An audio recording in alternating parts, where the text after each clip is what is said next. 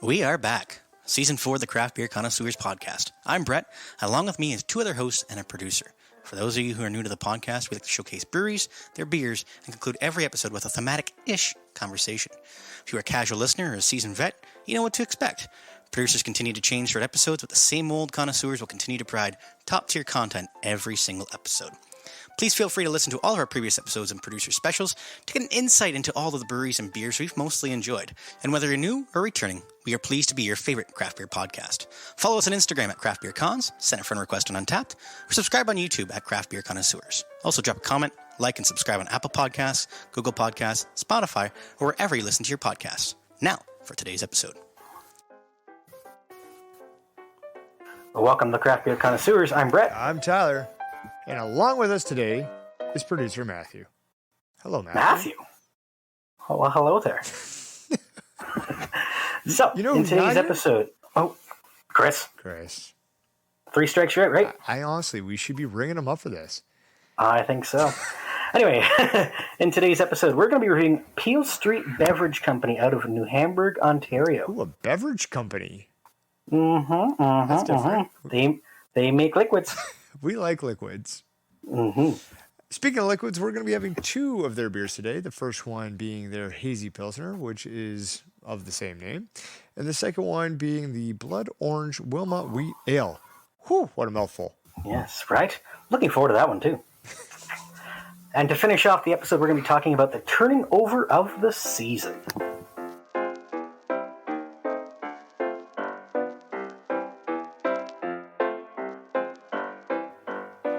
And we are back. We are back. Right? Talking about beverages. Especially from Peel Street. Yeah. Yes, right? So Peel Street Beverage Company started out as a contract brewery back in 2021, originally with Dragon, which we've had on the podcast before. Mm-hmm. And then they, things happened there, and they moved to more a local brewery in Farm League in Cambridge, which we've also had on the podcast before. Look at us go, eh? Right? So we're hitting the whole trifecta here. Craft Beer Connoisseurs podcast. Right?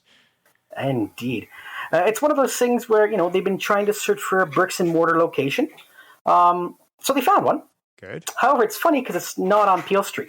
Okay, that's weird. Right? Yeah. So where is it? So it's actually at 68 Huron St, New Hamburg, and it opened back in June. So the location might be familiar to some people, as it used to be the home of the Bitsham Brauhaus, which was open until late 2021. Right. But again, not on Peel Street. Not on Peel Street. But it is owned by a couple of individuals, a team of former high school classmates, actually, which is nice. It seems to be a common story with individuals kind of being classmates and then moving into the brewery industry. Those individuals does happen from time to time. Yeah, those individuals are Matt Rollman, Darren Nafsinger, and Diego Vitello. Peel Street has now ventured into hiring their own brewer part-time to experiment with some of these small batch items that we kind of see. So the first one created, we're actually going to have on the podcast, which is that Wilmot Wheat. Yes. So Peel Street's also trying to utilize a historical aspect of New Hamburg, being the main street to use in New Hamburg, Peel Street, as it has always welcomed friends, family, and, visitors to the brewery and taproom itself. Myself being one of those visitors. Well, that's nice. Right? I was lucky enough to go and meet with Daryl and Matt there a few weeks ago. And how lucky were they to meet you? But not lucky at all. We could have sent anybody else. I mean, they got one of the connoisseurs, so that's all that matters. It's one of those things where I was the most local to New Hamburg. True. So it just made sense for me to go, and also I volunteered. Yes, also true. Which kind of helped. So inside the tap room, it's kind of been modernized since the Brauhaus days. So it's utilizing real wood tables to accentuate the brick to the left. You got some board games, Peel Street beer, of course, and some snacks from the 13 Food and Beverage restaurant that Matt owns in Cambridge. And you can see yourself just sitting in the tap room for a long period of time. How long? Right? Like 3, 4, 5 hours. Ooh. And if you get to that territory, at least have a designated driver home. That's an outing for sure. Mm-hmm. No, I was just gonna say I've never been, and producer Matthew, no, gotta head shake. No. This is the thing. Producer, we should mention this is that Chris isn't here, but you are recording virtually, and you stuck me with the producer here live in person. So I'm just me and the producer just staring at each other. Don't even know what to do with each other. I don't like it. It's uncomfortable. It's uneasy. I could name a few things that you guys could do with each other. Drink beer, which we will do coming up. But let's still continue See, I was going to get there, the yes. conversations here. So you met with them, right? Yes, I met with both Daryl and Matt, yes, to discuss the podcast, kind of the brewery from the beginning and their plans to grow kind of onwards and upwards. I can't say enough good things about them. It was literally, we kind of, shot the stuff for probably an hour and a half. Yep. I had a couple of beers, including a little sample of the Blood Orange Wilmot Wheat Ale before it got canned, before it got tapped, before everything. Okay. So that was kind of, a little precursor, if you will. It was just kind of got tour of the brew house. I mean, the brew house in there is very, very small, right? Again, as we said, it's very small batch stuff.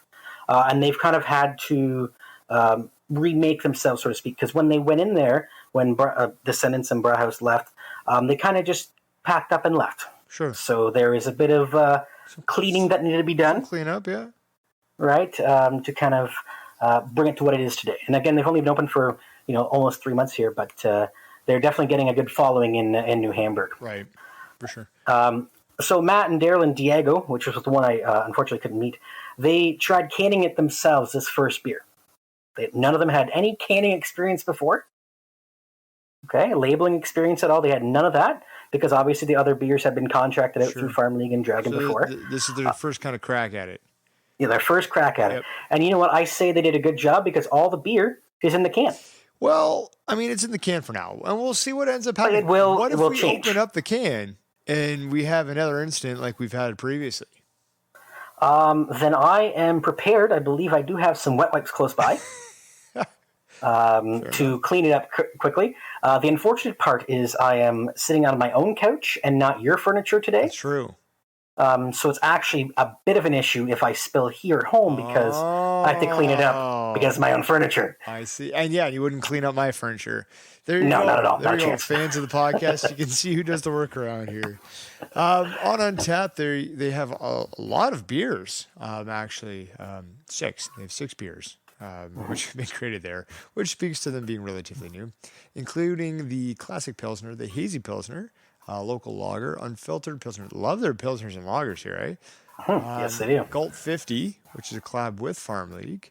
So that was a cream ale, by the way. The Gulp 50. Which is the beer that I had with Matt and Daryl the night I was there. Gotcha. The Wilmot Wheat, and one beer not on Untappd yet, being the Marzen, which is the newest release in the crafted series, which makes sense because we're moving into the Oktoberfest time here, so a nice Marzen, and this kind of goes hand in hand with the thematic conversation. Season's changing, and they are changing. The Marzen is going to be probably a nice beer to have while we get into that fall season. Some people look for pumpkin spice lattes. I'll take a Marzen. I was going to say I don't look for a pumpkin spice latte I do at all. not as well. Yeah, I don't know who staring does. at me, just licking his lips. I don't know what that means. I don't know what it means, people. Big fan of the pumpkin spice latte is what that means. Big PSL guy. This guy is a Starbucks connoisseur if I've ever met him. It's true. Sure. Just when you have the money and you can spend it all day long, Starbucks and you go to Starbucks, right? There you go. You got it. For myself, I've had 2 of their beers. One being the Gulp 50 that I had with Matt and Daryl. There at Peel Street. I gave it a 3.75. The other one was another one that they ever so graciously gave me, which was the local lager, and I rated that one a 3.5. Producer Matthew has had 2. He's had the classic Pilsner, and apparently he's had the hazy before. Good for him. Okay. He snuck that one in there, I guess. No rating though on it. No. I think they were there. I think, a little rushed. Things were happening to kind of get Matthew that in there. to throw that in if he can find Matthew. Get on figure it out. He knows his own ratings better than I do. I don't need to pay attention to his ratings. I know he's blaming you. I'm blaming Matthew. Yeah, please. Delivery is still not available. I assume that they're probably just trying to get everything with the brewery up and running and trying to figure out the logistics of what the next logical step is, because it's time and money, obviously. But there are multiple locations besides the brewery that you can actually pick up Peel Street products, whether it's canned or on the Untappd. And we're going to provide that information on our Instagram later on. Yes, Do you absolutely. want to talk about the hours, Brett? Yes, so they are open 7 days a week, and you like to see this from breweries, don't you? Absolutely. 7 days a week. So Sunday, 12 to 6. Monday and Tuesday from 4 to 9. Wednesday, 12 to 9. Thursday and Friday, 12 to 10. And then Saturday, back to 12 to 9. Very good. All right. As previously mentioned, we're going to link all of their information on our social media. And yeah, we got some ratings coming in here. The classic. Yes, we do have some ratings coming in here. From producer Matt was a 3, and the hazy. He's not great. Look below. He doesn't want to give his rating away for when we're going to have it here shortly. Okay. We'll appreciate that. All right. And you know what? It doesn't matter what street we're on. I think we're going to go have the first beer. Sounds good to me.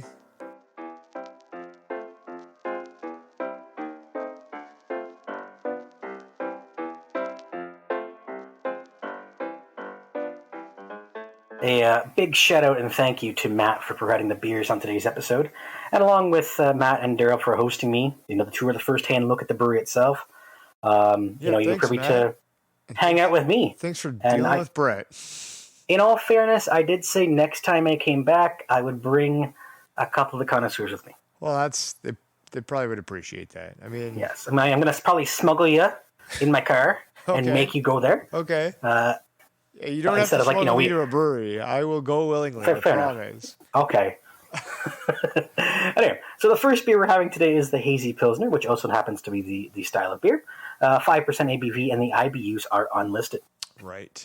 And we don't know producer Matthew's score because he wanted to hold it for this. So, so it is a light and hazy in appearance. A hazy Pilsner is listed as crisp, refreshing, exceptionally easy drinking. So let's hope that we get all of that. Right? And just again, as a precursor to our listeners, this is one of the ones that was contracted out with Farm League, where the second one was actually their first authentic brew. So just to keep an FYI there. In terms of us, you should follow us on Instagram, right? Yes. At Craft Beer Cons. Yep. On Untappd, Craft Beer Connoisseurs. Please. The rating for the Hazy Pilsner is 3.51 out of 5 and 50 check-ins. We've had 4 of our friends have this on Untappd, have this beer with an average of 3.19. So a little bit lower. So a little lower. See how kind of it goes. Yeah. Yep. And there's been no 5 out of 5s. There you go. All right. With that being said, let's grab our cans and grab our glasses and let's open her up. All right. There we go. We are drinking this out of a Craft Beer Connoisseurs labeled glass. A nice little pint glass here that we got. That's nice of you to have one of those, eh? Yeah, it is nice. Look at the pours. Good pours, fellas. Like to see. Yes. Good. A little head on it, not too much. I would like to think if Chris was pouring, he'd have a good pour too. Yeah, well, maybe not. I don't know. Chris sometimes is silly like that, right? True. You're not wrong. Nice color on this, though, eh? Yes, I do love the color on this. The color is very matchy with the can itself, almost pretty identical. Actually, yes.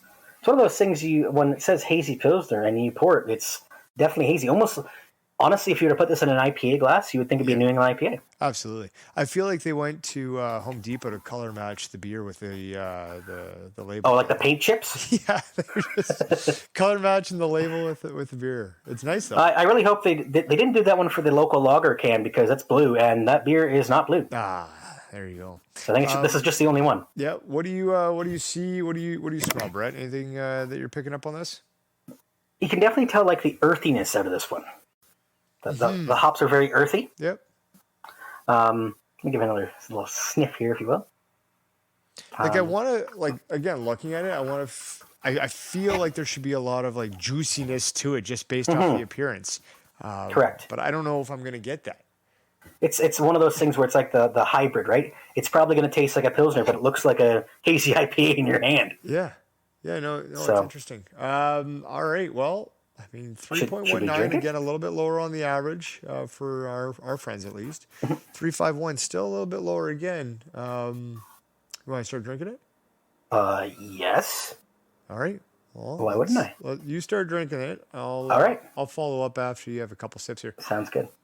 But there's a lot of aromas for sure coming through on the nose, so I don't know how that kind of play out with the. It is crisp and clean. I will say that off the hop here, but it does definitely have that Pilsner taste. It's almost throwing you for a loop a little bit in terms of the color versus the taste itself. So I'm interested to see your thoughts here, Tyler. Yeah. Yeah, it's got a heavy bready kind of feel to it. Yeah, and definitely bready. It does sit heavy too. I will agree with that. There's like a little bit of like an acidic tone, if you will, kind of coming through for me. It's like bread from the earth. You mean like, It's kind of, like you know how you make bread?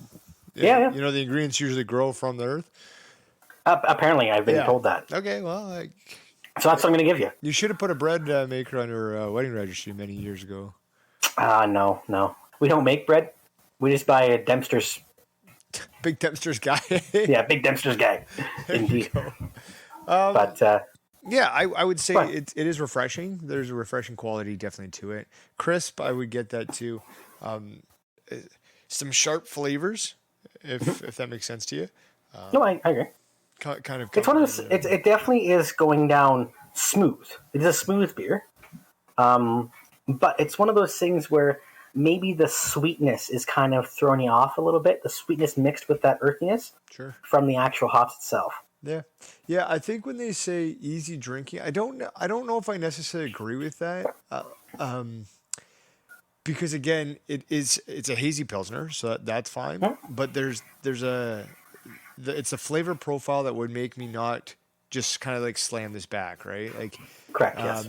I feel like it's got some depth to it. That's not necessarily a bad thing. I just think like if it's an easy drinking pilsner, it's going to go down quick. It's going to finish well. It's going to finish fast, and we're going to be keep on keeping on, right? It is one of those. It's got a little bit more of a flavor profile to it that it doesn't necessarily make it easy drinking because I'm experiencing those flavors as I develop through the sip. Yes. There's definitely a lot of things going on here. And really, the only brewery that I can think of off the top of my head that makes a hazy pilsner is the Wayne Gretzky Brewery in Niagara-on-the-Lake. Mm-hmm. So trying to kind of compare the two, because I actually really like that beer. Sure. I think it's a very well-done beer. Yeah. And this one is also well done, but just a little bit of something missing. Sure. Yeah. For me. It's still good, don't get me wrong. But I think it could just, maybe a little bit of that juiciness, maybe a little less earthiness could bring my rating up a little higher here. Yeah, it's just, again, it's an interesting flavor. And again, hazy pilsners are different. Right? Yes. It's not a traditional pilsner. No. So I think that this is kind of playing to that kind of hybrid crew of like, you might not want to be just pilsner. You don't want to have like necessarily a hazy IPA. You're fitting somewhere in the between, and that's where this is. It's trying to grow its own identity, I think. I'm thinking it's going to be the kind of the new trend, if you will, might be where you get a lot more of these hybrid beers. Sure. Especially right? with their part-time brewer, doing small batches. Yeah, exactly. You got to try stuff like this. So, fun fact, that part-time brewer actually works for Carlsberg or Waterloo Brewing as a full-time job. Okay. And then on weekends or whenever he gets days off, he comes and brews at Peel Street. Nice. Yeah. Okay, interesting. Cool. Good notes for you. Information for sure. Top 5 flavor profiles. Let's get into that. I'll take it. You want to take it? Yeah, sure. Take it. Number 1, smooth. Okay, it's there. Yeah, I don't think it'd be number 1 for me, but the beer does seem to have gone on smooth. Yeah. Number 2, barley. Okay, yeah, I can see some barley-ish to it, I suppose. Okay. That kind of goes barley bready, kind of meaty, Yep. Number 3 is sweet. Okay, yeah. You think there's some sweetness to this? There's some sweetness to it, yeah. Yeah, I can see that. So with the limited amount of check-ins, there's no 4 and 5, but producer Matthew's coming in here with earthy, bready, refreshing, crisp. Get it out, bud. Get gassy? No. Yeah, this is grassy. Man, this is like 3 episodes in a row. I think you're just on a little belch fest. Yeah, can we just get like a advertisement for Tums between seconds? Welcome to old age, fella. Yeah, belchy. That's a good one, producer Matthew. I do think that there was mouthfeel is up there too. I think that there's some kind of mouthfeel-ish to it. You know what I mean? Yep.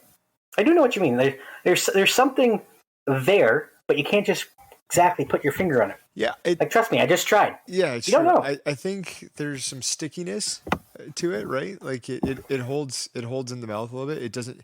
I said this before. Like the flavor doesn't finish fast.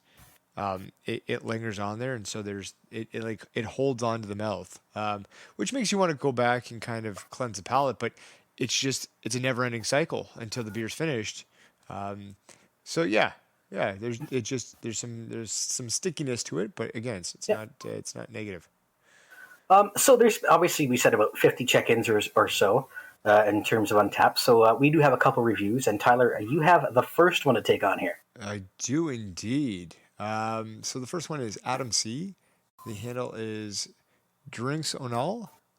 Drinks on Al. So he must know a guy named Al. Maybe. And gets free beer from Al. Possibly. Stated that this is a nice, clean, crisp afternoon selection. 3.5 out of 5 for them. Thank you, Adam. This is definitely a good afternoon beer, I think. Yeah, sure. This is like an afternoon after mowing the lawn kind of beer. Okay. I would say. Yeah. So my review comes from Dave H, and his handle is Diff. Nothing more, nothing less, just Diff. Just a little diff. Just a little diff. Better than Dilf, apparently. Anyway, he said, German style, checking off all the boxes. Crisp, clean, honey, hay, grassy hops. Real nice. And he gave it a 4 out of 5. Sure. Yeah, I guess I can kind of see some of that honey hay aspect of it. Whatever. I'm not getting the honey in here, though. No, but I get the hay, though. That could be some of the breadiness to it. Mm-hmm. All right. So, do you want to start ratings here? I do. I'm going to go ahead and give this a 3.25. 3.25? Yep. And it looks like we have some late breaking news in here. I don't know if you see it, but Chris, who happens not to be on the recording, apparently he didn't get the link, but has gave his rating for the beer. Absolutely. So he gave it a 3. For myself, I've had this once before. It was on tap at Mercer. I'm liking this better than I did that time. I think maybe there's a little bit something wrong with the keg or something like that. Yep. But here I'm going to give it a 3. I give it like a 3.37, so I'll just round up to a 3.5. Okay. And producer Matthew. Then producer Matthew, we finally looked below to figure out what his rating was. He gave it only a 2.5. All right. So we're all in the same ballpark. That's going to give us an overall team score of 3.0625. So I guess we just round that down to a 3, don't we? We're going to round that down to a 3, and we'll be right back with beer number 2.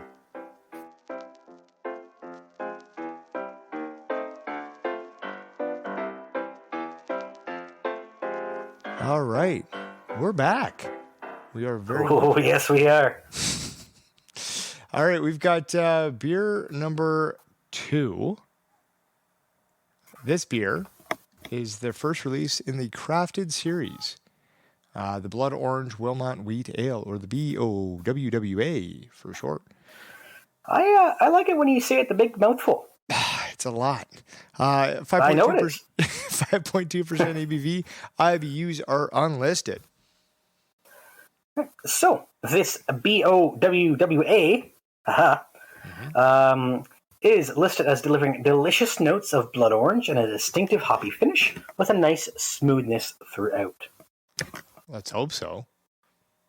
I hope so too, right? There you go. The beer is listed on Untappd, but nobody has checked it in yet because it is very, very new. None of our friends have had it, which makes sense because it is... None of our friends, none of our non-friends. Yeah. I mean, I'm sure there's some people who've had it, just they don't have Untappd or forgot to do it. It's true. So let's get right at this. What do you think? I think so. Okay. So let's grab our glass and grab our can and let's open her up. Nice. All right. I'm going to take this next part, if that's okay. Yeah, go ahead. Perfect. Please so do. we're going to be drinking this out of a Weizen glass. This glass is long and tall and thin. A good hand. Like me, right? Like me? A good Long, tall, and thin. A good handhold. We gotta stop moving stuff around. We're picking up all that noise. I bet you are. We are. Yeah, it's a nice hand-holding glass. Nice hand-holding glass, right? Very. I like it when you do it like this. No, I'm kidding. Okay, wow, that's impressive. Just saying. So that is the glass that we're having here. Yes. Yeah. I will say before we kind of, we'll get an ascent here in a second, but not too many blood orange wheats that are out there. The only one that I could think of would be the new release from Cowbell this summer, the Juice Seagull. Yep. So the blood orange wheat. Producer Matthew here is bragging in terms of the Cali Squeeze blood orange wheat he had from Firestone Walker Brewing Company at Rockin' Brews in California. Cool. So good for him for venturing to California and getting that one. Yeah. We have not had the chance to have that one.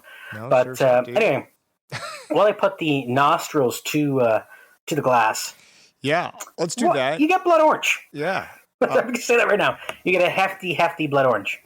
It is very blood orange forward. Now the coloring of it is kind of like that blood orangey kind of hue to it, which is nice as well. Yes. Yeah, I'm kind of looking forward to it. Brett, why don't you talk about the difference in the labels on this one opposed to the last beer, and then I will start drinking this. How about that? There you go. So as we kind of mentioned earlier, the first beer was contracted through Farm League. This is their first creation in their crafted series. I mean, the labeling is pretty basic, right? It's literally just a nice little peel. See what I did there? Ha! Nice little peel. Yeah. That's on the can. Yep. Yeah. With the crafted series stating it is a blood orange Wilmot Wheat Ale. There you go. Pretty simple, pretty basic. And you know what? It had the whole beer in the can, so can't complain. You can start drinking it, Brett. I'm going to give a little bit of my feedback on this one. Very blood orange forward. Very zesty. There's kind of like a wryness to it that I'm kind of picking up. Not necessarily completely off-putting for me, but it is very forward, which is something to be said. Yes, and I've kind of said this before. There's a big fine line when it comes to saying, hey, if this beer is going to be something, at least be it. Right? Right, yeah. Yep. When it comes to this one, the blood orange flavor is definitely there. Mm-hmm, mm-hmm. Would some say too much? Maybe. Sure. But at least, when you say a beer is going to be something, this flavor is exactly what it is. Yeah. It's blood orange. Yep. It's not throwing you off at all. There's not, a minimal here and there. It's straight on blood orange. You're definitely getting that front forward blood orange kind of flavor. There's not a whole lot of the wheat ale aspect of it, and maybe I'd like to see a little bit more of that. I completely agree with you though. Like, if you're gonna call it a blood orange, there better be blood orange in there. This one might need to be kind of toned down just a smidgen to kind of get some of that wheat ale to kind of push through a little bit more. But yeah, you're correct. You want to make sure that if it's got some juiciness to it, that juiciness kind of comes through. Yeah, and it definitely did here. Yeah. Sure. Maybe we should get into the top 5 flavor profiles then. And you want to take that? Go right ahead. I will. So there are none, but Matthew's kind of listening to what we were saying and making up some of his own. The first one, zesty. Yeah, I think it's got some zestiness to it. It's got that wryness to it. Yeah. 2's acidic. I would say it is very, very acidic. It does sit heavy. Sure. You probably want to maybe start with this one and then work your way up to the local lager or the hazy pilsner. Yeah. I don't know if you want to be having 3 or 4 of these. You might be getting some gut rot. Might get some belchiness in there. I would know a little thing or two about that. Apparently, it's true. 3 is orange, blood orange more specifically. Yeah, I would almost go like orange peel. Yeah, but that's kind of come from the zesty, right? Yeah. So the orange. Or I don't know if there's wryness in terms of a. Yep. Yeah. There's a flavor for that. Mouth coating, not kind of getting that as much, actually, as the hazy pilsner. So I'll probably just kind of separate that out. 5 strong in flavor profile, perhaps. Yes. I'm gonna go. It's definitely strong in that aspect. Indeed. Sure. And then there's a comment there. Do you want to read that comment from Matthew? That he, yes. So producer Matthew's kind of like, for a wheat beer or wheat ale, should you be getting some clove or some banana? He's saying he's not getting much of that. And maybe that's where, if there was a little bit of clove in there, that it might have toned down that blood orange and might have gave you that. Sure. Yeah. Right. The one thing I'm also kind of seeing from this, it does get flat pretty quickly. So a little less carbonation on it? Yes, a little less carbonation. Most wheat beers should be well carbonated, right? So maybe lacking a little bit in that. But again, for a first go in terms of trying a new thing and having their brewer make a first beer, I think they did a good job here. Okay, yeah. Speaking of good jobs, let's see what the Untapped users think. And that's what they thought. Again, there are none on this. Yeah, there are none, right? Brett, why don't you... We might be the first. Look at us. Yeah, why? And of the first for us, you can be the first. Mm-hmm. So first I do think my rating for this one might be a little bit higher than you guys. Yeah, possibly. Just saying it might be. Possibly. I'm going to give this one a 3.75. Okay. Yep. I do think, as I said, if you say it's going to be a blood orange, it's exactly there. Sure. Could I use a little more carbonation to get to that 4.25? Absolutely. Okay. But I think for a first beer, well done. Yeah. Excellent. Chris has graciously put his rating in here and is going to give it a 2.0, so a 2 flat. Myself, I'm going to give it a 2.5. I do agree. They hit the blood orange aspect. I tone it down just a little bit. But kudos to you. It's what you said it was. Just the flavor is a little bit overpowering for the style that I kind of am at.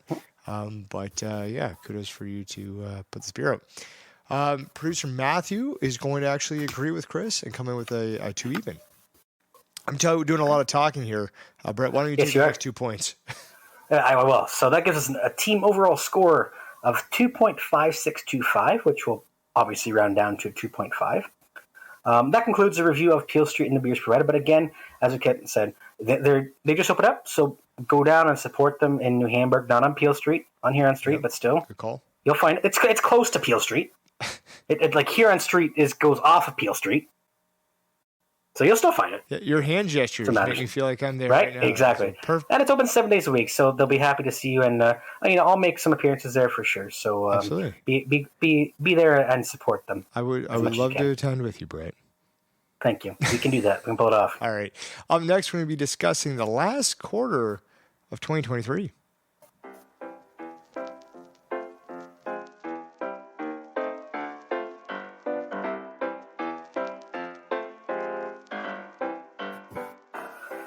So they always say, the more things change, the more they stay the same. But with us, things are changing. And you have stayed the same.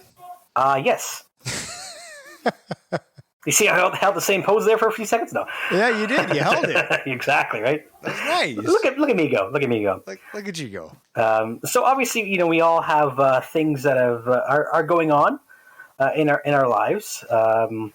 You guys maybe a little bit more than me.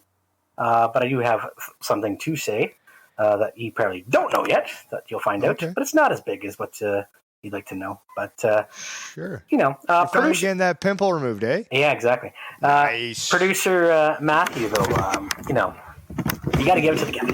Okay? You stop moving around over there, fella. Yeah. Hey, sorry, but you got to give it to the guy. He is making a lifetime commitment. Yeah. To his fiancée.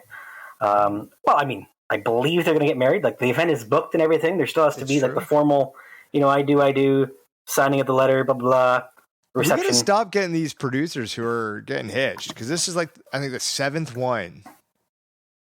Yeah, I can't really count that high, but sure, we'll say that. I think it's the 7th one. But yeah, so I guess kind of what we're going to talk about a little bit is just what's going on, not necessarily just personal lives, but what we want to do kind of in the podcast and where we're going to be in the next 3 or 4 months, because seasons are changing. We're getting out of summertime here, moving into fall. Fall and winter. We kind of teased it a little bit too with the pumpkin spice lattes and the margin kind of conversation, but what we're kind of looking for. So. Brett, what are you looking for in terms of beers in the next kind of slash last quarter, I guess. No pumpkin beers. If no brewery could make a pumpkin beer ever you're again, going to do it. I know, and I probably will buy it, and I probably will have it, and I will hate every single second of it. Yep. But a lot of the pumpkin beers end up being like, a lot of more cinnamon than anything, right? Yes. Yeah, nutmeg. Yeah, nutmeg, things like that. But beer-wise, I'm looking forward to stout season. Yeah, okay. 3 years ago, I wouldn't have said that at all. Right. Yeah. Nowadays, I do enjoy a good stout. Usually, if it gets some adjuncts in there, like a chocolate or a raspberry or, mint even, candy cane, like what the Shakespeare does. So sure. It'll be good to venture into stout season here shortly.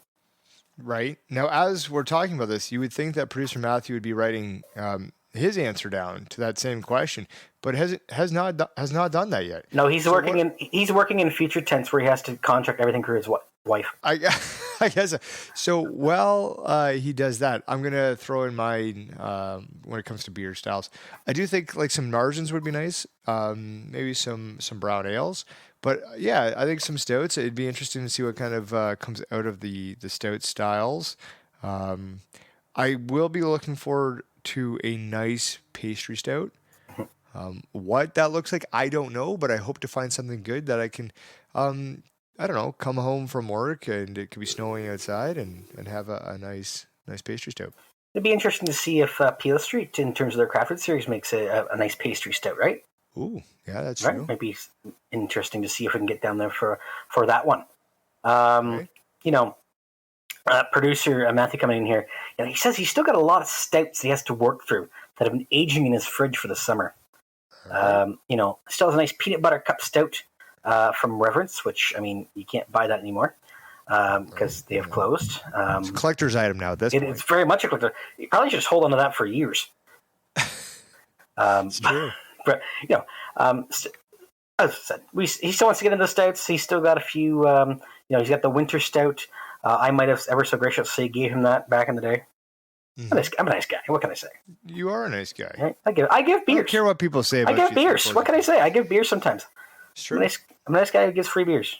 Yep. With nothing in return. I'm kidding. Fair enough. Now, are you guys okay if I say some information here? Go ahead. Something about the podcast? Go ahead. So the podcast itself is going to be no longer recording here in London. Yes. So we are moving our headquarters. Indeed. And I'm so... I'm looking at you, Brett, just to say something, and you're nodding your head. No, because remember the podcasts are very auditory. Yeah, I'm so excited because it's going to be a shorter drive for me. And that's just it. I haven't told Brett the actual location because I'm afraid that his loose lips will sink ships and, people wonder where we have moved to, but purchased a residence, a home. So we'll no longer be an apartment, yes. Which is exciting. You'll be in Oxford County. Oh, geez, here we go. That's all I got. That's all you should say. Yeah, that's all I'm going to say. But yeah, so pretty excited about it. It'd be nice to have a new podcast headquarters for the boys. Mm-hmm. Maybe that much more room. Much more room. A lot more space. We could maybe do some outdoor patio podcasts. That'd be all right. What I'm more so looking forward to is more room for activities. Lots of room for activities. And maybe Chris will come back because there'll be more space. Yes. We'll see. Big component on space. We'll see. So, yeah, we have a producer getting married. The podcast is relocating to a new headquarters, which is very exciting news. That's kind of, I guess, really the only kind of personal stuff as well as podcast stuff for myself. But, Brett, you got anything you want to add? And obviously, we're going to try to, now that once we get past this, kind of maybe after Thanksgiving kind of hump, because we're all busy in the next little bit, hopefully get back out to some festivals. Oktoberfest and winter type stuff. Myself, I might be out of that in the month of December, but I will be having surgery in December, so I might be out of. You might even hear me for a week or so on the podcast, by all means. So we'll get you on. Yeah. If you're medicated, we'll definitely get you on. Yeah, morphine and beers. I've heard that's a great combination. Well, but hopefully December goes well for you. Yes, actually, fun fact: it will be on some producer's birthday. Not going to say which one. but it's on some producer's birthday. Something that we've had in the past because we do clock all of them. Exactly. We don't want to miss a producer's birthday just in case we need to have them back. No, I'm getting my knee fixed up. Good for you. So it needs to happen and occur. So because obviously you've seen Tyler, you can agree with this one. You've seen myself play baseball this year, and it hasn't been pretty. So it's going what to ended up happening. I think the original knee injury was when you proposed. You dropped down to that knee, and that knee's never been the same. Yes, actually, probably. If I remember correctly, I'm pretty sure I did go down on my right knee, and the right knee is the surgery I'm having it on. So it makes sense. I'm going to be honest with you. I think that's what it was. I think the pressure of marriage and the proposal really weighed heavily onto that. I put all the weight onto the knee, and the knee kind of has been falling apart for years. So what we'll do is we'll make sure that we get the room number that you have the surgery in, and we'll we'll put that on the podcast. And then we'll see if anybody wants. I'll probably check in. I'll probably check in from there. Yeah, exactly right. Yeah. So that's exciting news. It's something that you. Oh yes, first one. So I'm looking forward to that. Yeah. No, I mean you needed to get it done. It's true. So it's good you're getting it done. So we got new headquarters. We got a wedding. Chris, we don't know what Chris is up to these days. Gallivanting all over, perhaps. And we got a new knee. So boom. You're going to get a new knee. But I think it's a good point to make. I think as we change the season over here, it's something that we want to look to is, again, kind of promoting the podcast, promoting breweries and their beers and some of these festivals. So, again, this is a pitch to anybody out there, but we would love to join as long as it fits into the calendar. Things have been a little bit busy, but past November, past December, into the new year, we'd love to kind of get out there and, again, do a little bit of self-promotion as well as promote. And if you're familiar with our Instagram, you can see that it's not all about us. I think we have maybe 6 posts that actually are related to ourselves or us at events. Other than that, it's basically all the breweries, as well as their stories that we do it too. So, it'd be good to get out there, right? Absolutely, and we'll all venture out there. We'll even get Chris out. I think we can get Chris into one or two of them. Yeah, I think so. That'll be what's going to happen. Is Chris will be the main event of the evening for everybody. Ooh, see, people will come for Chris. People won't come for you or I. We know that. Very true. And nobody's come for the producers. Everybody's got a favorite producer, but they can never find that producer at that event. It's too seriously because I don't got a favorite producer at all. No, I don't. They're all one of the same for me. They're all just there. The producers that end up, providing beers, those are my. Oh, actually, those ones I like. Yeah, those ones. I can make a list of the ones who provide me beers. We're good. I like those ones just a little bit more. Yes. All right, let's wrap this up. We'll be right back with our farewell.